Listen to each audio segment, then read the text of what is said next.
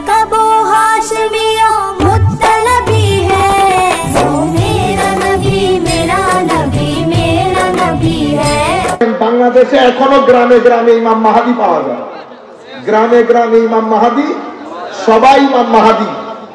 আপনি ইন্ডিয়াতে যান 10-12 জন পাবেন ইমাম মাহাদি, পাকিস্তানে গেলে 20-30 জন পাবেন। আরব বিশ্বের মধ্যে ইমাম মাহাদি আছে। জিজ্ঞেস করলে নিজেকে নিজে বলে আমিও ইমাম মাহাদি, আমিও ইমাম মাহাদি। আমার নবী কোন বিষয়ে উম্মতকে রাতের অন্ধকার তো দূরের কথা, আমার নবী উম্মতকে সন্ধ্যার অন্ধকারের মধ্যে রেখে যান নাই।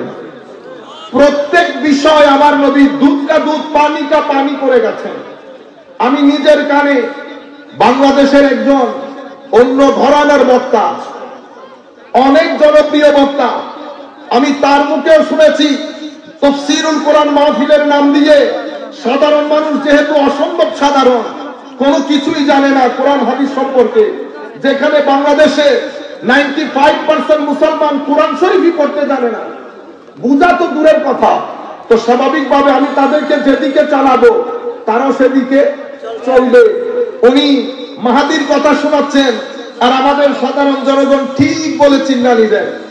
আমি চাই, কারো প্রতি আমাদের কোনো বিদ্বেষ নাই, আমি চাইবো এই বিষয়ে আমরা বক্তব্য রাখছি, আমি চাইবো আমরা যারা আছি পক্ষের বিপক্ষে অন্য ঘরানা কারোর সাথে কোনো ধরনের হিংসা নাই, বিদ্বেষ নাই, আমরা সবাই দয়া করে শুনবেন এবং অনুরোধ রাখবো এই বিষয়ে জাতিকে যেন বিভ্রান্ত করা না হয়। সম্মানিত উপস্থিতি, প্রথম যেখান থেকে আলোচনাটা শুরু করব, যে একটা বিষয় তো ক্লিয়ার, মুসলিম উম্মার আবার পুনর্জাগরণ হবে ইমাম মাহদির আগমনের মাধ্যমে। এটা নিয়ে উম্মতে মুসলিমার মধ্যে, আমি কি বলছি উম্মতে মুসলিমার মধ্যে কোন শতাব্দীতে কোন ধরনের দ্বিমত ছিল না। এটার উপর ইজমাই উম্মত প্রতিষ্ঠিত হয়েছে।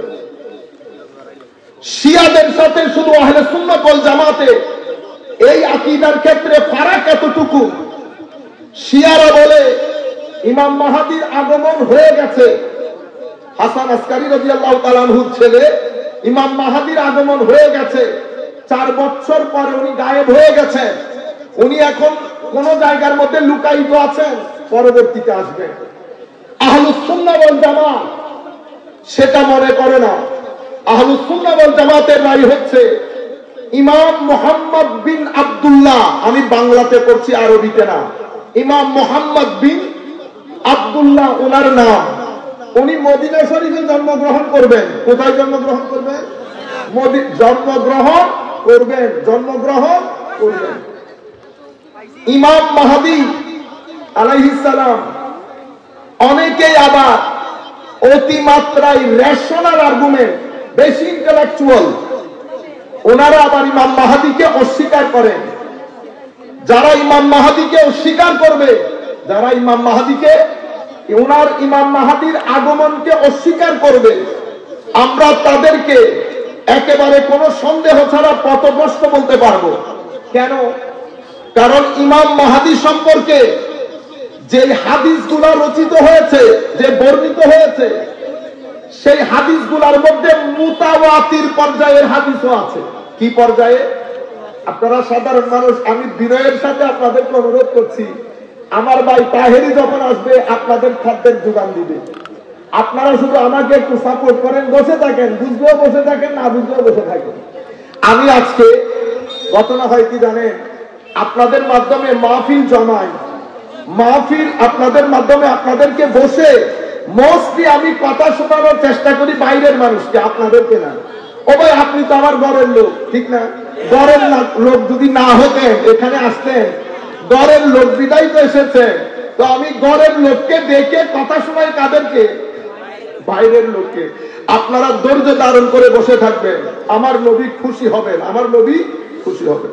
আমি আপনাদেরকে বলতে চাচ্ছি, হাদিস শাস্ত্রের সবচেয়ে উচ্চ মাপে উঁচু মানের হাদিসকে হাদিসে মুতাওয়াতির বলে। এটা মাদ্রাসার যারা উলামায়ে কেরাম যারা দেখছেন ওনারা জানেন, মুতাওয়াতির হাদিস ইলমে ইয়াকিনের ফায়দা দেয়। এই জন্য হাদিসে মুতাওয়াতির অস্বীকার করলে কুফর হয়, হাদিসে সহি অস্বীকার করলে কুফর হয় না। মুতাওয়াতিরের মাধ্যমে ইয়াকিনের ফায়দা হয়, হাদিসে সহির মাধ্যমে জানের ফায়দা হয়। যাই হোক, এই সংক্রান্ত হাদিস কিছু মুতাওয়াতির, কিছু মরফু, কিছু সহিহ, কিছু হাসান, কিছু দাঈফ। আমার সম্মানিত শিক্ষকের মুখে শুনেছি, উনি বলেছেন আমার চোখে ইমাম মাহদী সংক্রান্ত প্রায় 200 হাদিস আমি নিজে পড়েছি। আমার শায়েখ উস্তাদ বলছেন, যুগের অন্যতম মুহাদ্দিস, উনি বলার পরে বলছেন এটার মানে এই না যে আমি যা দেখেছি তা, আল্লাহ পাক জানে এই সংক্রান্ত আমার নবী কতটা হাদিস বলেছেন। আল্লাহ জানেন এই সংক্রান্ত আমার নবী কয়টা হাদিস বলেছেন। তাহলে এই ব্যাপারটা স্পষ্ট হয়ে গেছে যে ইমাম মাহদীর আগমন এটা উম্মতের ইজমা সাধিত হয়েছে, ঐক্যমত্য। ইমাম সুফিয়ান সৌরি, যাকে আমরা আমিরুল মুমিনিন ফিল হাদিস বলি, উনিও ইমাম মাহদীর সংশ্লিষ্ট বর্ণিত হাদিস থেকে ইস্তেমবাত করেছেন, ইস্তেদলাল করেছেন।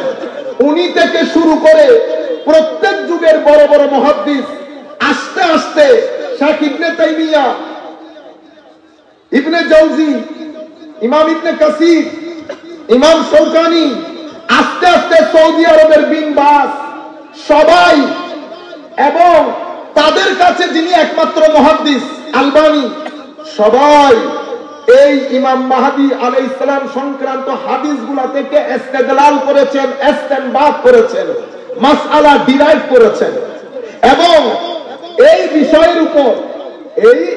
বিষয়ের উপর আলাদা রেসালা, ছোট্ট পুস্তিকা রচনা করেছেন কারা কারা। আমি জাস্ট আপনাদেরকে ইম্পর্টেন্সটা বোঝার জন্য, ইমাম আবু নুআইম বিন হাম্মাদ রাদিয়াল্লাহু তাআলা আনহু, উনি ইন্তেকাল করেছেন 228 হিজরিতে। আপনারা এই সূচনা বক্তব্যের জন্য একটু দাঁড়াইতে হবে, আমি পরবর্তীতে যখন চলে যাব আপনাদের ভালো লাগবে। পরবর্তী ফিনিশিং একটু ধৈর্য ধরে আমার এই কথাগুলো শোনেন, কারণ অসংখ্য লোক এখানে ওয়েট করছে, তাদের লাভ হবে, আপনারাও শুনে বরকত হাসিল করেন। পরবর্তীতে আপনাদের বক্তব্য আসছে ইনশাআল্লাহ, আর আমার ভাই তাহেরি আসলে আপনাদেরকে পরিপূর্ণ ফুট দেবে ইনশাআল্লাহ। আমি বলতে চাচ্ছি, ইমাম আবু নুআইম বিন হাম্মাদ, ওনার ওফাত, ইন্তেকাল করেছেন 228 হিজরিতে। কিতাবুল ফিতনের মধ্যে হযরতে ইমাম মাহদীর আগমন সংশ্লিষ্ট হাদিসগুলোকে জমা করেছেন। এর পরবর্তীতে উনি ইমাম বুখারী, মুসলিম এবং সিহাসিতার আইম্মায়ে কেরামের শাইখ উস্তাদ ইমাম আবু নুআইম বিন হাম্মাদ। এরপর ইমাম আব্দুর রাজ্জাক বিন হাম্মাম, ওফাত 211 হিজরি, উনিও রিসালা লিখেছেন। ইমাম আবু বকর ইবনে আবি শাইবা, ইমাম ইবনে মাজাহ, ইমাম আবু দাউদ, ইমাম তিরমিজি, ইমাম খুজাইমা ইবনে খুজাইমা, ইমাম ইবনে হিব্বান, ইমাম ইবনে কাসির, ইবনুল কাইয়িম আল জাওজি, ইমাম শৌকানি, জালালউদ্দিন সুয়ুতি, নওয়াব সিদ্দিক হাসান খান ভূপালী, সবাই, আমি তো আটার মধ্যে লবণের ছিটা দিচ্ছি, এই সব বুজুর্গানে দিন এই বিষয়ের উপর স্বতন্ত্র রিসালা লিখে ইমাম মাহদী আলাইহিস সালামের আগমন সংশ্লিষ্ট হাদিসগুলোকে একসাথে করেছেন। এই যুগে এসে আপনি যদি বলেন না, কি বলেন না, তাইলে বুঝতে হবে আপনি ইসলামিক ক্লাসিক্যাল সায়েন্সের লোক না, আপনি অন্য বিষয়ের মানুষ। এখানে এসে বেশি যুক্তি খাটাতে গিয়ে জিনিসগুলো আপনার বুঝে আসতেছে না। তাহলে এতটুকু পর্যন্ত এটা আমার সূচনা বক্তব্য ছিল, শুধু আপনাদেরকে এই জিনিসটা বুঝানো যে ইমাম মাহদী আলাইহিস সালাম সম্পর্কে কেউ বলে না না আসবেন না, কেউ বলে প্রত্যেক শতাব্দীতে ইমাম মাহদী, উনিও মাহদী। বাংলাদেশের মধ্যে 2-3 বার নিউজও হয়েছে ইমাম মাহদী। আমরা দেখব এখন, কারণ যখন আপনি নিজেকে ইমাম মাহদী দাবি করবেন, আমি আপনাকে আপনার সুবিধার্থে বলে রাখি, এটাতে আপনার সুবিধা আছে, আপনি ইমাম মাহদী দাবি করার আগে আরো 2 জনকে দাঁড় করাবেন আপনার সাথে, একটা দাজ্জাল আর একটা হযরত ঈসা, কারণ এই 3 জন একসাথে আসবে। আপনি শুধু যদি মাহদী হন, ঈসা আর দাজ্জালে থাকতে হবে। সেই কারণে আমাদের এশিয়া মহাদেশের মধ্যে কাদিয়ানি, গোলাম আহমদ কাদিয়ানিকে চিনেন না? সেই প্রথমে নিজেকে ইমাম মাহাদি দাবি করছে। দাবি করার পর সে যখন শুনেছে যে ইমাম মাহাদির সাথে হযরত ঈসা আসবেন, তো সে নিজেকে ঈসা দাবি করছে, ঈসা মাসীহ। পরবর্তীতে যখন শুনেছে এটার সাথে দাজ্জাল আসবে, তো এখানে আর দাবি করে না, এখানে আর দাবি করে না। তাহলে আমি আপনাদেরকে সিম্পল একটা বিষয় শিখিয়ে দিচ্ছি। কেউ যদি বলে ইমাম মাহাদি, জিজ্ঞেস করবেন আপনার যুগের ঈসাকে এবং আপনার যুগের দাজ্জালকে, কারণ আসলে এই তিনজন একসাথে আসবে, মাহাদি, মাসীহ এবং দাজ্জাল। শুধু আপনি মাহাদিগিরি হইলে তো আপনি বড় দাজ্জাল। আপনি যখন দাঁড়াবেন প্যাকেজ নিয়ে দাঁড়াতে হবে। কি নিয়ে? আমাদের দুর্ভাগ্য, যাদের স্টেজের মধ্যে আন্তর্জাতিক মুফাসসিরে কুরআন আছে, তারা ঐক্যবদ্ধ না, তারা ঐক্যবদ্ধ না। রাজনীতির ময়দানে তাদের অবস্থান শক্ত না। আমরা যেহেতু এটা মাহফিল, এখানে তো আমরা রাজনীতির কথা বলতে পারবো না। আমি জাস্ট একটা ইনফরমেশন আপনাদেরকে দিচ্ছি। তাদের এই ঐক্যবদ্ধ না হওয়ার কারণে যারা আন্তর্জাতিক মুফাসসির, তাদের তাফসীরের মধ্যে 5 জন লোক বসে না। আর যাদের রাজনৈতিকভাবে অবস্থান অনেক শক্ত এবং ঐক্যবদ্ধ, ওনারা ধ্বজ মানুষ একটাকে দাঁড় করিয়ে দেন, তাকে আন্তর্জাতিক হিসেবে প্রতিষ্ঠা করে ছেড়ে দেন। আন্তর্জাতিককে ঘরের ভিতরে ঢুকিয়ে কোরআনের কর কান মুসরাইতে বললে পুরুষ মুসরাইতে পারে না, কিন্তু আন্তর্জাতিক বানিয়ে ছেড়ে দেন। আন্তর্জাতিক কখনো বসে গান করে, কখনো বসে গান করে, কখনো 2-3 লাখ বাদে মুসরাইয়া একটু ইংরেজিতে কথা বলে। আপনারা বুঝতে পেরেছেন? আজীব। আল্লাহর ঘরগুলোকে মুনহাদিম করার জন্য, ধ্বংস করার জন্য, ভেঙে চুরমার করার জন্য প্রচেষ্টাও করে। সেই ব্যক্তির চেয়ে বড় জালেম কে হবে? আমার আল্লাহ বলছেন। এরপরে কি উলাইকা মা কানা লাহুম আন ইয়াদখুলুহা ইল্লা খাইফিন, এরাই অবনত মস্তকে ভীত সন্ত্রস্ত হয়ে আল্লাহর ঘর মসজিদে ঢুকা বাদে তাদের হাতে অন্য কোন গত্যন্তর থাকবে না। আমার আল্লাহ একটা দিকে ইশারা দেয় নাই? আয়াতের অর্থ আবার বলছি, আবার বোঝার চেষ্টা করেন। সেই ব্যক্তির চেয়ে বড় জালেমকে, অত্যাচারী, যেই ব্যক্তি আল্লাহর ঘরে আল্লাহর নামের স্মরণ করা থেকে মানুষকে বিরত রাখে, প্রতিবন্ধকতার সৃষ্টি করে, বাধার সৃষ্টি করে এবং আল্লাহর ঘর ধ্বংস করার পায়তারা করে, সেই ব্যক্তির চেয়ে বড় জালেমকে। উলাইকা মা কানা লাহুম, এদের কাছে অন্য কোন গত্যন্তর থাকবে না। আল্লাহর ঘরে অবনত মস্তকে ভীত সন্ত্রস্ত হয়ে এরা প্রবেশ করবে। লাহুম খিজিউন ফিদ দুনিয়া, তাদের জন্য দুনিয়ার জীবনে অপমান এবং লাঞ্ছনা। ওয়া ফিল আখিরাতি আযাবুন আযীম, আখিরাতে আমি তাদের জন্য দর্দনাক কঠোর আযাবের ব্যবস্থা করেছি। তাইলে আয়াতের মধ্যে আমার আল্লাহ কি বলছেন? আমি এখন একটা প্রেক্ষাপট আপনাদেরকে তুলে ধরি। মুফাসসিরিনে কেরাম ইমাম তাবারি, ইমাম সুদ্দি আল কবীর, যিনি হযরতে আব্দুল্লাহ ইবনে আব্বাস রাদিয়াল্লাহু তাআলা আনহুর জলিলুল কদর ছাত্র, ইমাম সুদ্দি আল কবীর, উনিও এইদিকে একটু ইশারা দিয়েছেন। আমরা কোনো আলেম না, মুফাসসিরও না, না কোনো কিছুই না, অসম্ভব সাধারণ একজন ছাত্র। আমি আপনাকে মসজিদে কুদসের সাথে এই আয়াত আপনার প্লেটে দিলাম, আপনি মসজিদে বাইতুল মুকাদ্দাসকে সামনে রাখেন। আমার আল্লাহ বলছেন ওয়ামান আযলামু মিম্মান মানা মাসাজিদাল্লাহি আন ইউযকারা ফি হাসমুহু, এই সমস্ত ইহুদিদের চেয়ে বড় জালেমকে, যারা মসজিদে আকসার মধ্যে ঢুকে মুসলমানদেরকে আল্লাহর স্মরণ, আল্লাহর নাম নেওয়া থেকে বঞ্চিত করে, মসজিদে আকসার ধ্বংসের পায়তারা করে। আমার আল্লাহ আমাদেরকে কনফিডেন্স দিচ্ছেন, উলাইকা মা কানা লাহুম আন ইয়াদখুলুহা ইল্লা খাইফিন। মুসলমান ভীত সন্ত্রস্ত হলো না। এই ইহুদিরা একদিন এই মসজিদে আকসার মধ্যে অবনত মস্তকে ভীত সন্ত্রস্ত হয়ে প্রবেশ করবে। লাহুম খিজিউন তাদের জন্য রয়েছে অপমান, লাঞ্ছনা। ওয়াফিল আখিরাতে আযাবুন আযীম, দুনিয়ার মধ্যে লাঞ্ছনা, আখিরাতের মধ্যে আল্লাহ তাদের জন্য আযাবে আযীমের ব্যবস্থা করেছেন। আপনারা বুঝতে পেরেছেন? ঘটনা কখন ঘটবে? এই ঘটনার সাথে ইমাম মাহাদির সম্পৃক্ততা আছে বিদায় আমি আপনাদেরকে আমার উস্তাদের মুখে যেগুলা শুনেছি শব্দ শব্দ শুধু আমার উস্তাদের কথাগুলো বলছি, কারণ আমি আলেম না। আলেম হলে আমি নিজে গবেষণা করি, আমি যে এটা পড়ি নাই আবার সেটা না, পড়েছি এমনি শুনে আইসা বলে দিতেছি না, কিন্তু আমি তো বড় না, তো বড়র কথা শুনে বললে সুবিধা বেশি। সম্মানিত উপস্থিতি, আল্লাহ রাব্বুল আলামিন এই আয়াতের মধ্যে একটা মেসেজ দিয়েছেন। এখন সেই আয়াতের মেসেজ অনুযায়ী ইমাম সুদ্দি আল কবির এটা বর্ণনা দিয়েছেন। সম্মানিত উপস্থিতি, ইমাম মাহাদির আগমন এটা কিয়ামতের আলামত। কিয়ামতের, সবাই আপনারা ঠিক আছেন তো? কোন আওয়াজ শব্দ করবেন না, আমরা তো একটা ক্লাসের মধ্যে আছি, ঠিক না? ক্লাসের মধ্যে শিক্ষক কথা বলে, আমাদের উলামায়ে কেরাম না পারে, সব আমার সিনিয়র এখানে বড় বুজুর্গ আলেম অবস্থান করছে, বড় বড় আলেম, আমরা তো একেবারে সাধারণ ছাত্র, সিস্টেমে পড়ে চেয়ারে বসে গেছে। সম্মানিত উপস্থিতি, কিয়ামতের আলামত তিন ধরনের, আমি আপনাদের দৃষ্টি আকর্ষণ করব, এখানে আমাদের সবার জন্য শিক্ষা রয়েছে। কিয়ামতের আলামত কয় ধরনের? তিন ধরনের।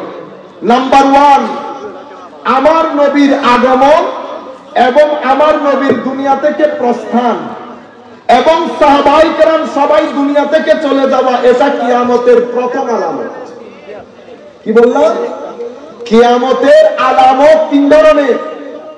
প্রথম ধরনের আলামত আমার নবীর দুনিয়াতে আগমন, অতঃপর দুনিয়া থেকে প্রস্থান, অতঃপর সমস্ত সাহাবায়ে কেরাম দুনিয়া থেকে চলে যাওয়া, এটা কিয়ামতের প্রথম আলামত।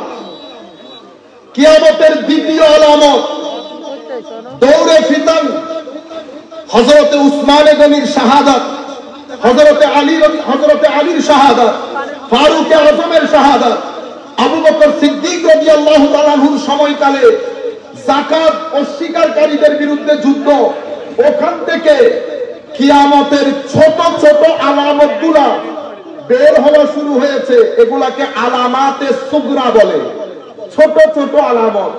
সেখান থেকে শুরু হয়েছে আজকের দিন পর্যন্ত আমরা কিয়ামতের ছোট ছোট আলামতগুলোর ভিতর দিয়ে আমাদের জীবন অতিবাহিত করছি।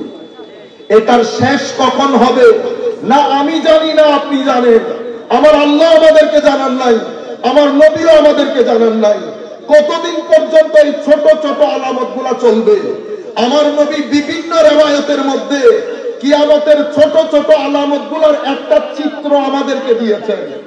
আমি মাজমাউজ যাওয়ায়েদ কিতাব থেকে আমার উস্তাদের মুখে যেটা শুনেছি এবং বুখারী মুসলিম বা অন্যান্য হাদিসের কিতাবে ছড়ানো ছিটানো, আমার নবী কিয়ামতের ছোট ছোট যে আলামতের চিত্র আমাদেরকে দিয়েছে, আমরা সেই চিত্র আপনাদের সামনে পড়ব, আমরা মনোযোগ দেব, মন দিয়ে সেগুলো ধারণ করব, আল্লাহর দরবারে দোয়া করব। আমার নবী যখন এই আলামতগুলো বর্ণনা দিচ্ছেন, আমার নবীর অন্তর নিশ্চয়ই অনেক খারাপ হয়েছে। আমার নবী মানসিক যন্ত্রণা নিয়ে এই আলামতগুলো বর্ণনা দিয়েছেন। আমরা প্রত্যেকেই আলামতগুলো শুনে নিজের জীবনের সাথে মিল করে দেখব। যদি কোনোটা আমার সাথে মিলে যায়, আল্লাহর দরবারে তওবা করে বলবো, আল্লাহ, ইমামুল মুরসালিন নবীর মুখ নিঃসৃত কিয়ামতের আলামত সংশ্লিষ্ট বর্ণিত কোন হাদিসের সাথে যেন মাওলা আমার জীবনের সাথে সংশ্লিষ্টতা না থাকে। মাওলা, আমি যেন ওখান থেকে পাক পবিত্র হয়ে পৃথিবী থেকে যেতে পারি। সবাই বলেন আমিন। সম্মানিত উপস্থিতি, আমার নবীকে মিস করবেন। আমার নবীর মহব্বতে কান্না না আসলেও চোখ দিয়ে কান্না কান্না ভাব দেখাবে। কোনদিন সপ্তাহে অন্তত একবার রাত্রেবেলা মানুষ, আপনার ঘরের মানুষ যখন শুয়ে যাবে, সোফার মধ্যে বসে কোন একটা নাচ পড়ে আমার নবীর দিকে তাওয়াজ্জু দেবে, মিস করার ভাব দেখাবেন। একবার যদি আমার নবীর তাওয়াজ্জু নসিব হয়ে যায়, তো মনে রাখবেন দুনিয়াও জান্নাতে পরিণত হবে, কবরও জান্নাতে পরিণত হবে। আমার নবীর ইশক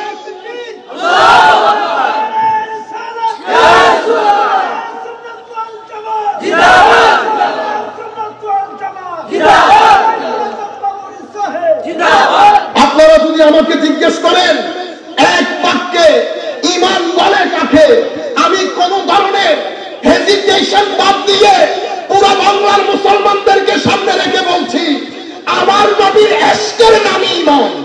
আমার নবীর ইশক যার ভিতরে থাকবে সেই মুমিন হবে। আমার নবীর আদব, ইশক, তাজিম, মোহাব্বত যার ভিতরে থাকবে না, তার ভিতরে আর সব কিছু থাকতে পারে, ঈমান থাকতে পারে না। ঈমান একটা আবহাওয়া চায়, সেটা আমার নবীর প্রতি আদবের আবহাওয়া। ঈমান মোহাব্বতের মাটি চায়, আমার নবীর মোহাব্বতের মাটি বাদে ঈমানের বীজ বাড়ে না। মনে রাখবেন, আমার নবীর ইশক যদি না থাকে, চেহারা বিকৃত হয়ে যাবে, চেহারা বিদ্যুটে হয়ে যাবে, শীতকালীন গাছের মতো হয়ে যাবে। দুনিয়া থেকে চলে যাওয়ার পরে চেহারা বিকৃত হয়ে যাবে যদি আমার নবীর ইশক না থাকে। আমার ভাইয়েরা, কারোর সাথে আমার কোন ধরনের হিংসা বিদ্বেষ নাই। আমি শুধু আপনাদেরকে বলছি, যা করেন করেন, খবরদার আমার নবীর সাথে সম্পৃক্ত একটা সুতোর সাথে বেয়াদবি করবেন। সাহাবায়ে কেরাম এটা আমাদেরকে তালিম দিয়েছেন। সাহাবায়ে কেরাম আমার নবীর ক্ষেত্রে এলমের রাস্তায় হাঁটে নাই, সাহাবায়ে কেরাম আকলের রাস্তায় হাঁটে নাই। আমার নবীর ক্ষেত্রে সাহাবায়ে কেরাম ইশকের রাস্তা দিয়ে হেঁটেছে। যদি আকলের রাস্তা দিয়ে হাঁটতো, এলমের রাস্তা দিয়ে হাঁটতো, সবাইকে বলছি যারা যেখান থেকে বসে শুনছে, বুকে হাত দিয়ে বলেন তো, এদের পক্ষে সম্ভব হতো আমার নবীর থুতু মুবারক নিয়ে মুখে বুকে লাগানো? যদি এলমের রাস্তা দিয়ে হাঁটতো, আকলকে জিজ্ঞেস করে করে চলতো, কেউ কারো থুতু নিতে পারে? কোন কায়নাতের মধ্যে আমার নবীর আগমনের আগে, আমার নবীর আগমনের পরে পৃথিবীতে কোনদিন কেউ কারো থুতু নিয়ে মুখে মুখে লাগিয়েছে? এটার কোন নজির আছে?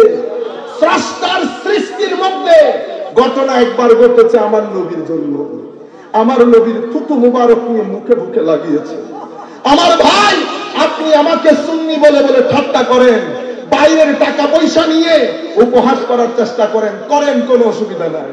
হযরতে নূহ আলাইহিস সালাম যখন নৌকা বানাচ্ছিলেন, সবাই উপহাস করেছে, আল্লাহ সবাই উপহাস করছে।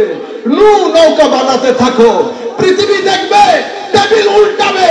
আজকে যারা উপহাস করছে, কালকে তাদের চোখে পানি থাকবে। সম্মানিত উপস্থিতি, উপহাস করেন, ঘরের মধ্যে বসে একটু চিন্তা করেন তো, আমি কথা যেগুলা বলছি সেগুলা ঠিক কিনা। আমার নবী থুতু মুবারক মুখে বুকে লাগানো সাহাবায়ে কেরাম ইশকের রাস্তা দিয়ে যদি না হাঁটতো, এটা সম্ভব হইতো? যদি ইশকের রাস্তায় না হাঁটতো, আমার নবীর চুল মুবারক নিয়ে পকেটে ঢুকিয়ে রাখা, চুল মুবারককে মাটিতে পড়তে না দেওয়া, আমার নবীর চতুর্পার্শ্বে ঘুরে ঘুরে চুল মুবারক হাতে নিয়ে সংরক্ষণ করা, এটা কশ্চিন কালেও সম্ভব হইতো? কশ্চিন কালেও সম্ভব হইতো না। আমার নবীর নখ মুবারককে, আমি যখন নখ মুবারক বলি, আপনি বলেন সুন্নিরা বেশি বেশি বলে। আমার ভাই, এটা আমরা সাহাবায়ে কেরামের কাছ থেকে শিখেছি। কারণ যদি শুধু আকল দিয়ে চিন্তা করেন, এটা নখ, ইশক দিয়ে চিন্তা করলে নখ মুবারক। চুল যদি আকল দিয়ে চিন্তা করেন, চুল মুবারক যদি ইশক দিয়ে চিন্তা করেন, আমাদেরকে এটা আমাদের সাহাবায়ে কেরাম শিখিয়েছেন। আমার নবীর সাহাবীরা আমার নবীর ঘাম মুবারককে আতর হিসেবে ব্যবহার করেছেন। যদি ইলম ও আকলের রাস্তা দিয়ে হাঁটতো, শরীয়তের রাস্তা দিয়ে হাঁটতো, নবীর ক্ষেত্রে শরীয়ত কি বলেছে গাম নেওয়ার জন্য? শরীয়ত কি বলে কারো ব্যবহৃত ওযুর পানি বৈধ? না। যদি শরীয়তের রাস্তা দিয়ে হাঁটতো, সাহাবায়ে কেরাম এই কাজ করতে পারতেন না। আমার নবীর ক্ষেত্রে সাহাবায়ে কেরাম ইশকের এক আজীব এক্সাম্পল দিয়েছেন। আমার নবী জিজ্ঞেস করছে আজকে কোন দিন? সবাই জানে আজকে কোন দিন। রুয়ে জমিনের মধ্যে আমার নবীর আগে, আমার নবীর পরে এই ঘটনা কখনো ঘটে না। সাহাবায়ে কেরাম জবাব দিচ্ছেন, আল্লাহু ওয়া রাসূলুহু আ'লাম। হুজুর, জেনেও জানি না, জেনেও জানি না, হয়তো আমার নবী চাচ্ছে আজকের দিনের নাম পরিবর্তন করে দেবে। সাহাবায়ে কেরামের জবাব, হুজুর আপনি জানেন আর আপনার খোদা জানেন। ইয়া মুআজ, মুআজ পিছনে দাঁড়ানো। আমার নবীর জবাব, লব্বাইকা ওয়া সাদাইকা ইয়া রাসূলুল্লাহ। হুজুর মুআজ আপনার কদমে হাজির। তাজিম দেখেন। আমার নবী প্রশ্নের উত্তর দিতে দিতে ফজর, জোহর, আসর, মাগরিব হয়ে যাচ্ছে। মানুষ প্রশ্ন করছে, আমার নবী উত্তর দিচ্ছেন। হযরতে ফারুক আযম আমার নবীর হাঁটুর সাথে হাঁটু গেড়ে বসছে। বিআবি আনতা ওয়া উম্মি ইয়া রাসূলুল্লাহ। হুজুর আমার মা বাবা, ফারুকের মা বাবা আপনার কদমে কুরবান। কোন প্রশ্নের উত্তর দেওয়া লাগবে না। হুজুর আপনি হক, আপনার কোরআন হক, আপনার আনিত দ্বীন হক, কোন প্রশ্নের উত্তর দিতে হবে না ইয়া রাসূলুল্লাহ। হুজুর শান্ত হয়ে যান। হুজুর আপনার ফারুকের মা বাবা আপনার কদমে কুরবান। সাহাবায়ে কেরামের এই তাজিমকে সুন্নিয়ত বলে, এই তাজিমকে সুন্নিয়ত বলে। সম্মানিত উপস্থিতি, আপনি আমার সাথে লাখ দ্বিমত পোষণ করেন, আমার কোনো কিছু আসে যায় না, কিন্তু আমি, এটা আমার রুহের আওয়াজ, এটা আমার দিলের আওয়াজ। আমরা গুনাহগার মানুষ, আমরা গুনাহগার মানুষ। আমাদের কোনো দিন নাই, কোনো রাত নাই। রাত আমাদের আল্লাহর গুনাহের মধ্যে কাটে, দিন আমাদের আল্লাহর অবাধ্যতার মধ্যে কাটে। আমাদের না সকাল না বিকাল, আমাদের না জিকির না জাহের না বাতিন, আমাদের না মুজাহাদা না তাকওয়া, না সাবর না শুকর না রেদা না ওয়ারা, নাই কোনো কিছু নাই। কিন্তু একটা জিনিস আছে, আল্লাহকে বলছি, আল্লাহ আমরা আপনার কোন হুকুম মানি না ঠিক, কিন্তু আপনাকে মানি। আপনাকে আল্লাহ এক বলে জানি, জানেন না? বলেন আল্লাহকে এক বলে জানি। বলে আল্লাহ আপনাকে জানি, আপনাকে মহব্বত করি, আপনাকে ভয় করি, কিন্তু নফসের কারণে ঢুকাই পড়ে যাই। ঠিক না? আমরা কি ভুল বলেছি? মানি না সবাই, আমরা দুঃখে পড়ে যাই নফসের মধ্যে, দুনিয়ার মাধ্যমে। কিন্তু আল্লাহ আপনাকে তো আমরা স্বীকার করি, আমরা কিন্তু আপনাকে দেখি নাই, মহব্বত করি। মাওলা আপনি আমাদেরকে শিখিয়ে দিয়েছেন, ওয়া আম্মা সাইলা ফালা তানহার, কেউ যদি কোনো কিছু চায়, ভিক্ষা করে, তোমাদের কাছে চাই, ফেরত দিয়ে দিও না। আল্লাহ আমরা আপনার কাছে চাচ্ছি আপনার সুন্নাত অনুযায়ী, ওয়া আম্মা সাইলা ফালা তানহার ওসিলা দিয়ে বলছি, মাওলা আপনি আমাদের প্রার্থনা ফেরত দিয়েন না। আল্লাহ যেদিন ইন্তেকাল দেবেন, আপনার রেজামন্দির সাথে আমরা ইন্তেকাল চাই। আমিন বলেন সবাই, জোরে বলেন আমিন। যেদিন ইন্তেকাল হবে যেন আল্লাহ রেজামন্দির সাথে হয়। আল্লাহ আপনি কবুল করবেন না? আপনি তো শিখাইছেন না, ওয়া আম্মা সাইলা ফালা তানহার, কেউ কোনো কিছু চাইলে না নিয়ে ফেরত দিস না। আমরা আপনার এই আয়াতের ওসিলা নিয়ে আপনার দরবারে চাচ্ছি, আপনি ফেরত দিয়েন না। আমার নবীকে আমরা ভালোবাসি, এতে কোনো সন্দেহ আছে? আরে আপনারা বলবেন হুজুর ভালো তো বাসেন, কিন্তু ওই রকম নবীর মতো কি হওয়া সম্ভব? আমরা গুনাহে পড়ে যাই, দুঃখে পড়ে যাই, কিন্তু আমার নবীকে যে আমরা প্রেম করি, এতে কোনো সন্দেহ নাই। আল্লাহর দরবারে দোয়া, আল্লাহ যেন আমাদের এই প্রেমকে আমাদের ইত্তেবায়ে পরিণত করে, এটার মধ্যে আমাদেরকে যেন ইস্তেকামত নসিব করে। সবাই আমিন বলেন। সম্মানিত উপস্থিতি, কিয়ামতের আলামত তিন ধরনের। প্রথম, আমার নবীর আগমন, আমার নবীর প্রস্থান এবং সাহাবায়ে কেরামের চলে যাওয়া, এটা প্রথম। দ্বিতীয়, এগুলো আমি কিয়ামতে আলামাতে সুগরা, ছোট আলামত। ছোট আলামত গুলা ওই একদম প্রথম যুগ থেকে শুরু হয়েছে। যুদ্ধ, বিগ্রহ, শাহাদাত, এগুলাকে দৌড়ে ফিতান বলে। আস্তে আস্তে উম্মতে মুহাম্মাদী আব্বাসী আমলে তাতারি, খালাকু, চেঙ্গিস খান, মঙ্গল, এদের মাধ্যমে উম্মতে মুসলিমার ইতিহাসে সবচেয়ে বেশি দুর্দিনের শিকার হয়েছেন তাতারিদের হাতে। এক ব্যক্তি আমাকে, বাইরের লোক আমাকে বলছেন, তোমাদের উত্থান সম্পর্কে তোমরা কি মনে হয়, সম্ভব হবে কখনো? আমরা বলছি এখন তো আমাদের জন্য কিছুই না। আমরা যখন 654 হিজরির দিকে তাতারিরা, মঙ্গলরা, চেঙ্গিস খান এবং এরা মিলে উম্মতে মুসলিমা 21 থেকে 22 লক্ষ মুসলমান হত্যা করেছে। কয় লক্ষ? 21 থেকে 22 লক্ষ মুসলমান হত্যা করেছে। 4-4-5-5 দিন ফুরাত নদী মুসলমানের রক্তে লাল ছিল। মুসলমানদের প্রায় 65 ভাগ এলমের কন্ট্রিবিউশন তাদের লিখিত কিতাবপত্র দজলা ফুরাত নদীর মধ্যে ভাসিয়ে দিয়েছে। 50 বছর রুয়ে জমিনের মধ্যে মুসলমানদের রেগুলার কোন খেলাফত ছিল না। অত্যাচারের এক আজীব তামাশা, আজীব দুনিয়া ছিল।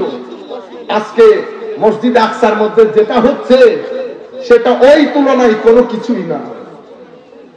50 বছর পরে মুসলমানরা আবার দাঁড়িয়ে যায়। বলেন দেখি কিসের ভিত্তিতে দাঁড়ায়? আল্লাহর ওলিদের রুহানি নজর দিয়ে।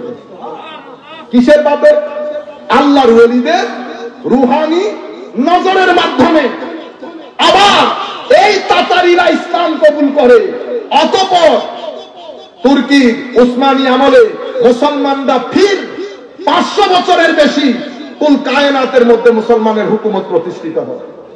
কিন্তু ওই 50 বছর মুসলমানদের মধ্যে একটা কালো অধ্যায় ছিল, শুনশান নীরবতা। কারণ মুসলমানরা পারস্পরিক যুদ্ধ লোক যেটা আজকের দিন পর্যন্ত মুসলমানরা ছাড়তে পারে নাই। মুসলমানদেরকে 5 টাকা দিলে কিনা যায়। যত বড়ই হন, যত বড়ই হন, এই লোক, এই লালসা, এই দুনিয়াদারি। আমার আল্লাহ বলেছেন, বান্দা আমি সময় দিয়েছি, সময় দিয়েছি, সময় দিয়েছি, কেউ শুনে নাই। তারা আছে পরস্পর গ্রুপিং এর মধ্যে, ফেরকা, এখানে ওখানে। বাবার ইন্তেকালের পরে হুকুমত কাকে দেয়া হবে 5 ছেলের মধ্যে ভাগ করে করে মুসলমান দুর্বল হতে হতে এমন অবস্থায় পৌঁছেছে মঙ্গোলিয়ারা এসে মুসলমানদেরকে কচু কাটা কাটে। সেই মুসলমান প্রায় 50 বছর আওয়াজ শব্দ করার লোক নাই। আল্লাহর ওলিদের রুহানি নজর, মুসলমানরা আবার ঐক্যবদ্ধ হয়, তারা ইসলাম কবুল করে। সেই কারণে গত 200 বছর ধরে উম্মতে মুসলিমার দেশে দেশে তাসাব্বুফকে কালার করার জন্য, সুফিয়ায়ে কেরামকে নতুন প্রজন্মের সামনে প্রশ্নবিদ্ধ করার জন্য কোটি কোটি টাকা খরচ হয়। একটা নতুন ডায়ালগ তৈরি করা হয় প্ল্যান মোতাবেক। মাজার পূজা, মাজার পূজা, এটার পেছনে একটা হিস্টোরিক্যাল ব্যাকগ্রাউন্ড আছে। এটার জন্য আমরাও দায়ী। মাজারাতের জিয়ারতের জন্য আমার নবী দেওয়া সুন্নতে রাসূল আছে, নাই? বলেন, জোরে বলেন, সুন্নতে রাসূল নাই? আমার নবীর দেওয়া সুন্নত অনুযায়ী আমরা জিয়ারত করব। সেই জিয়ারতের মধ্যে আপনারা যদি বাচ্চা নিয়ে গিয়ে আপনাদের তর্জ তরিকা অনুযায়ী জিয়ারত করেন, জিয়ারত আর জিয়ারত থাকে না, পূজা হয়ে যায় তাদের ভাষ্য মতে। প্রত্যেক জায়গার মধ্যে ইফরাত এবং তাফরিদ। আমরা কি করেছি? ফরজকে তুলে মুস্তাহাবের কাতারে দাঁড় করিয়েছি, মুস্তাহাবকে ফরজের কাতারে দাঁড় করিয়েছি। আরেকজন এসে তাফরিদ করেছে। কি করেছে? তাফরিদ। ইফরাতের মাধ্যমে দ্বীনের ভিতরে গুলুব এবং বেদাত ঢুকেছে। আরেক দল মাজার জিয়ারতকে অস্বীকার করে দিয়েছে। কি বললো? মাজার পূজা। এরা করেছে তাফরিদ। এদের মাধ্যমে উগ্রতা ঢুকেছে, বেয়াদবি ঢুকেছে। তাইলে কয়টা হলো? ইফরাত মুখস্থ করে ফেলেন। ইফরাত মানে গ্লাসে পানি 1 লিটার, আপনি দিয়ে ঢেলে দিলেন 1.5 লিটার, গ্লাসে পানি থাকবে, বাকিগুলা পড়ে যাবে। এটাকে ইফরাত বলে। আপনি এটার মাধ্যমে দ্বীনে গুলু এবং বেদাত ঢুকে যায়। আপনি যেহেতু বেশি ঢেলে দিয়েছেন। আর একটা ফ্রি, এরা কি করেছে? 1 লিটারের মধ্যে 1/2 লিটার দিয়েছে, 1/2 লিটার ফাঁকা। এটাকে বলে তফরিদ। এটার মাধ্যমে দ্বীনে উগ্রতা ঢুকে, মারামারি কাটাকাটি ঢুকে, তাসাদ্দুদ ঢুকে, বেদাত ঢুকে, বেয়াদবি ঢুকে। আমাদেরকে কোথায় থাকতে বলেছে? আমাদেরকে বলেছে উম্মাতান ওয়াসাতা, ইতিদাল। আমাদেরকে থাকতে বলেছে মাঝখানে। না ইফরাত করব, না তাফরিদ করব। কিভাবে বাঁচবো? আমাদের ফুকাহায়ে কেরাম, হায় হায়, মারা যেমন, শিক্ষক যেমন ছেলের জন্য অঙ্কের লিস্ট করে দেয় না, চার্ট। আপনারা চার্ট লাগিয়ে রাখেন না? চার্ট কি নিজে বানান না শিক্ষক বানায়? কেন গুগল করে করে নিজে বানাইতে পারলেন না? বানাইতে পারবেন না? শিক্ষকের চার্ট বানিয়ে দেয়। আমার ছেলেরা এই চার্ট গুলা দেখে দেখে মুখস্থ করে পরবর্তীতে অঙ্কের মাস্টার হয়, ইংরেজির মাস্টার হয়, টেন্সের মাস্টার হয়। ঠিক একই ভাবে উম্মতে মুসলিমার ফুকাহায়ে কেরাম শরীয়তের থাক বানিয়ে দিয়েছেন। আমাদেরকে বলেছে, বেটা এটাকে ফরজ বলে, এটাকে ওয়াজিব বলে, এটা সুন্নতে মুআক্কাদা, এটা গায়রে মুআক্কাদা, এটা মুস্তাহাব, এটা মুস্তাহসান, এটা মুবাহ। এই পাশে বলেছে এটা হারাম, মাকরুহে তাহরিমি, এটা ইসাআ, এটা মাকরুহে তানজিহি। আপনারা বুঝতে পেরেছেন? এভাবে আমাদেরকে থাক তৈরি করে দিয়েছে। এখন যে আপনি বলতেছেন এটা ফরজ, এটা সুন্নতে মুআক্কাদা, কে বলছে আপনাকে? আমার আল্লাহ বলেন নাই, আমার নবীও বলেন নাই। এই থাক আমার নবীর এলমের ওয়ারিসকৃত উলামায়ে কেরাম আমাদেরকে দিয়েছেন। কোন অথরিটির বলে তারা কাজটা করেছেন? আমার আল্লাহর দেওয়া অথরিটি। আমার আল্লাহ বলেছেন শরীয়তের চোখ কয়টা বলেন, জুড়ে বলেন। শরীয়তের চোখ। আপনারা তো এমনিতে ঠিক বলতে বললে পুরা আমাদের চট্টগ্রাম শহরে শোনানো যাবে আপনাদের ঠিক বলা। শরীয়তের চোখ তিনটা, কোরআন, সুন্নাহ, উলামা। কি বলেছি? উলামা। এই তিনটা শরীয়তের চোখ। উলামার এখানে ইজমা আছে, কিয়াসও আছে, কিন্তু মেইনলি উলামা। কোন আয়াত থেকে? ইয়া আইয়ুহাল্লাযীনা আমানু আতিউল্লাহ ওয়া আতিউর রাসূলা ওয়া উলিল আমরি মিনকুম। আল্লাহর ইতাআত, রাসূলের ইতাআত, অতঃপর উলামায়ে কেরামের ইতাআত। তবে দুই ইতাআত unconditional, everlasting. Nobody can challenge ever. আল্লাহর এবং রাসূলের ইতাআতকে কেউ চ্যালেঞ্জ করতে পারবে না। ওয়া উলিল আমর, উলামায়ে কেরামের যে ইতাআত সেটা অ্যাবসলিউট না, সেটা কন্ডিশনাল। কিসের সাথে? কোরআন এবং সুন্নতের সাথে। আপনারা বুঝতে পেরেছেন? এই উলামারা আমাদের জন্য এই চার্ট নির্ধারণ করেছেন। এটা শরীয়তের আলেম করেছে। মুহাদ্দিস দাঁড়িয়ে ওখানে একটা চার্ট বানিয়েছে। এটা মুতাওয়াতির, এটা সহিহ, এটা গায়র সহিহ, এটা হাসান লিজাতিহি লিগাইরিহি, এটা দাঈফ, এটা মুত্তারিব। কত ধরনের! আপনি যে ফস করে উঠে বললেন হুজুর এটা সহিহ হাদিস, কে বলেছে আপনাদেরকে? আল্লাহ না, রাসূল না, উলামা। থাক নির্ধারিত। আমি নিজে নিজে নতুন কোন জিনিস এখানে না অ্যাড করতে পারবো না বাদ দিতে পারবো। তাহলে মুহাদ্দিসের থাক তৈরি, ফুকাহায়ে কেরামের থাকও তৈরি। এবার সুফিয়ায়ে কেরামের থাক, সুফিয়ায়ে কেরামও থাক তৈরি করে দিয়েছেন। কেন? রুহানি শক্তি বৃদ্ধির জন্য, রুহের হায়াতের জন্য, রুহের হায়াতের জন্য। আমার ভাইরা, রূহ যদি মরে যায়, রূহকে যদি মেরে ফেলে, লাখ টাকা আপনার ব্যাংকে পড়ে থাকলেও, লাখ খাদ্য আপনার ফ্রিজে থাকলেও, কোন ভাবে আপনি পৃথিবীতে শান্তির সাথে বসবাস করতে পারবেন না। পৃথিবীর শান্তি থেকে বঞ্চিত হয়ে যাবে।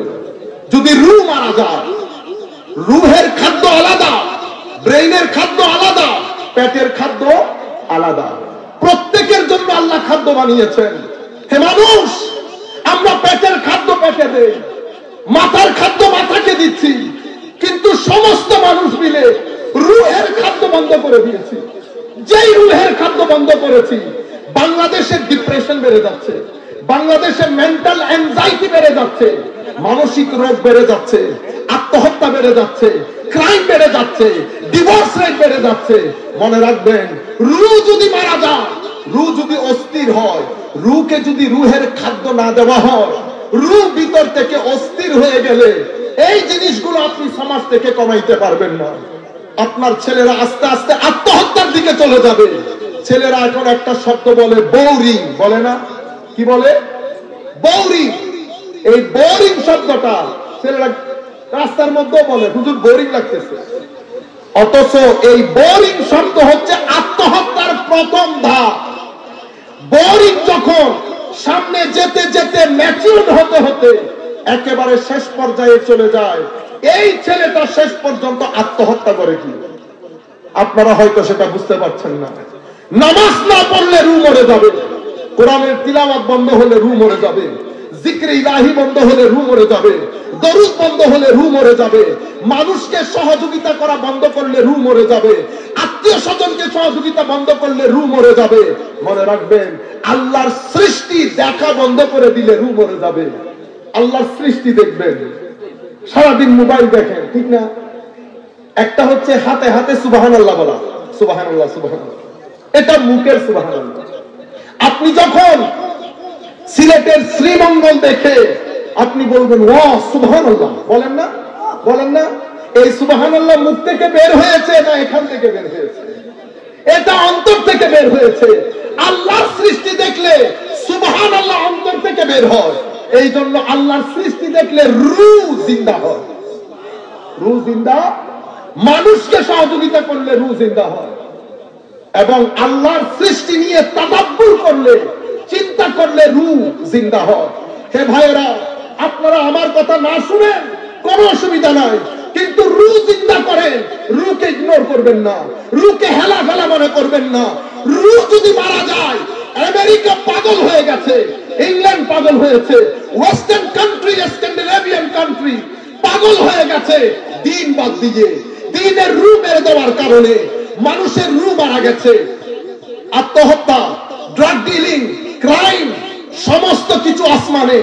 আমেরিকার মধ্যে 3 দিন পর পর ছেলেরা বের হয়ে ব্রাশ ফায়ার করে 20-30 জন মেরে ফেলে না? ফেলে কিনা? বলে ফেলে কিনা? জি, হ্যাঁ না না? হ্যাঁ। এই কাজগুলো কেন হয়? আপনার রূহ মারা গেছে। আমেরিকা বুঝতে পেরেছে দিন বাদ দিয়ে বড় ভুল করেছে, ওয়েস্টার্ন কান্ট্রিও বুঝতে পেরেছে দিন বাদ দিয়ে বড় ভুল করেছে। এখন ব্যাক করার কোন সুযোগ নাই। আল্লামা ইকবালকে স্যালুট করি। ইকবাল বলে গেছে, হে ইউরোপ, তোমরা যে সংস্কৃতি দাঁড় করিয়েছো, এই সংস্কৃতির তালোয়ারে তোমাদেরই গলা কাটা যাবে আগে। সেই জায়গায় ইউরোপ এসে দাঁড়িয়েছে। এখন তাদের টার্গেট কি? টার্গেট হচ্ছে জু ইহা হুয়া ইয়ে ওহা ভি হো।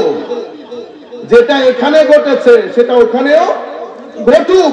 সনম মেনে ছুকে মারা তুজে লেকে মরে, যেহেতু আমি মারা গেছি তো তোকে নিয়েই মারা যায়। সেই কারণে আপনাদেরকে ওয়েস্টার্নাইজ করার চেষ্টা করা হচ্ছে। টিভি দিয়ে, টকশো দিয়ে, টিভির পাঠক পাঠিকা দিয়ে, আর্ট এবং কালচারের নাম দিয়ে অশ্লীলতার বাজার গরম করে, অশ্লীলতার বাজার গরম করে তারা চাচ্ছে আপনাদেরকে ওয়েস্টার্নাইজ করতে, যেন তারা যেই সমস্যাগুলা ফেস করছে একই সমস্যা যেন আমরাও ফেস করি। বুঝতে পেরেছেন? আমরা আত্মহত্যা চাই না। আমরা এখনো যদি আমার নবীর দেওয়া বিধানে ফেরত আসি, মিথ্যা বলবো না, গালি দেব না, ভদ্র হব, বড়কে সম্মান করব, ছোটকে স্নেহ করব, মাজারাতের জিয়ারত করব, কোরআনের তিলাওয়াত করব, দুনিয়া উল্টে গেলেও ফরজ নামাজ বাদ দেব না। আমার নবীর এক তাজিমের ক্ষেত্রে পুরো দুনিয়া কুরবান করে দিতে রাজি থাকব। যেই তারিখ থেকে আমরা এই অবস্থানে আসব, আল্লাহর ইজ্জতের কসম, পৃথিবীতে আমরা শান্তি বিক্রি করতে পারব। পৃথিবীর জমিনে সবকিছু আছে, শান্তি নাই। শান্তি শুধু মদিনার বাজারে, শান্তি শুধু আমার নবীর দরুদে, শান্তি শুধু আউলিয়ায়ে কেরামের মাজারে। আমার ভাইরা, নতুন প্লট, নতুন ষড়যন্ত্র উম্মতকে দিগ্ভ্রান্ত করার জন্য, উম্মতের ছোট ছোট নওজোয়ান নসলকে ভুল ভাল বুঝিয়ে তাদেরকে দ্বীন ইসলাম থেকে দূরে সরিয়ে মুসলিম উম্মতের বৃহৎ ঐক্যে ফাটল সৃষ্টি করার জন্য। হে যুবক, আপনাকে বোঝানো হচ্ছে আমরা আহলে সুন্নাত ওয়াল জামাত কেন? আমরা তো মুসলমান। আপনিও বুঝে গেলেন, হ্যাঁ আমরা তো মুসলমান। আমার যুবক ভাই, 1300 বছরে এত বড় বড় উলামা, এত বড় বড় আলেম পৃথিবী ছেড়ে চলে গেছে। কারো কি এই কথা বুঝে আসে নাই? কারো কি এই কথা বুঝে আসে নাই যেটা আজকে আপনার বুঝে এসেছে? শোনেন, হিস্টোরিক্যাল ব্যাকগ্রাউন্ড, এটা আমার বিষয় না, তবু 2 মিনিটের জন্য। হে আমার ভাই, উম্মতে মুসলিমা যখন দৌড়ে ফিতনার সময়কালে পতিত হয়, এখানে মুনাফিক এলিমেন্ট জয়েন করে উম্মতে মুসলিমার সাথে। তারা ভিতরে ভিতরে মুসলমান শাস্ত্র, বাইরে বাইরে অন্যদের সাথে মিলে মুসলমানদের বৃহত্তর ঐক্যে ফাটল সৃষ্টি করার চেষ্টা করত। এই ষড়যন্ত্রে তারা মসজিদও প্রতিষ্ঠা করে, শুধু মুসলমানদের ঐক্যে ফাটল সৃষ্টি করার জন্য। কোরআন বলছে ওয়াল্লাযীনা ইত্তাখাযু মাসজিদান দিরারান ওয়া কুফরান ওয়া তাফরীকান বাইনাল মুমিনিন ওয়া ইরসাদান লিমান হারাবাল্লাহ ওয়া রাসূলা। মসজিদ প্রতিষ্ঠা করেছে। উম্মতে মুসলিমা ফিতনার সময়কালে যখন ফারুক আজম শহীদ হলেন, উসমানে গনি শহীদ হলেন, হযরত আলী শহীদ হলেন, উম্মতে মুসলিমার দিন যখন পৃথিবীর ঘরে ঘরে পৌঁছে গেছে, মুনাফিক শ্রেণী মিলে উম্মতে মুসলিমার কিছু কিছু ছেলেদেরকে বুঝিয়ে ভুলভাল, কেউ শিয়া হয়েছে, কেউ খারেজি, কেউ রাফেজি, কেউ জাবরি, কেউ কদরি, কেউ মুতাজিলি, এক এক ফিরকা, সবাই মুসলমান। মুতাজিলিরা নিজেদের নাম দিয়েছে আসহাবুত তাওহীদ ওয়াল ইতিদাল, তাওহীদবাদী জনতা। কি বাদী জনতা? তাওহীদবাদী জনতা, আসল মুসলমান। সেই সময় অবস্থা দেখছে বিদ্যুটে হয়ে যাচ্ছে। মেইন স্ট্রিম মুসলমান যারা সংখ্যায় 95 ভাগেরও বেশি, মেইন স্ট্রিম মুসলমানকে এই সমস্ত ফেরকাগুলা থেকে আলাদা করার জন্য উম্মতে মুসলিমার উলামায়ে কেরাম মুসলমানদেরকে আরেকটা টাইটেল দেয় আহলুস সুন্নাতে ওয়াল জামাআহ। এটার উপর গত 1300 বছরে মুসলিম উম্মার ঐক্যমত্য প্রতিষ্ঠা হয়। কি মুহাদ্দিস, কি মুফতি, কি মুফাসসির, কি উলামা, কি সাধারণ শ্রেণী, নর্থ থেকে সাউথ, উত্তর থেকে দক্ষিণ, পূর্ব থেকে পশ্চিম, যেখানেই যান উম্মতে মুসলিমার মেইন স্ট্রিম যারা ঐক্যবদ্ধ হয়েছে তাদের নাম কি দেওয়া হয়েছে? আহলুস সুন্নাতে। তাইলে মুসলমানদের ঐক্যবদ্ধ বডির নাম হচ্ছে আহলুস সুন্নাহ ওয়াল জামাআহ। বিশ্ব উঠে পড়ে লেগেছে এই ঐক্যবদ্ধ বডি, এটাকে খান খান করার জন্য, বিভিন্ন পার্ট করার জন্য।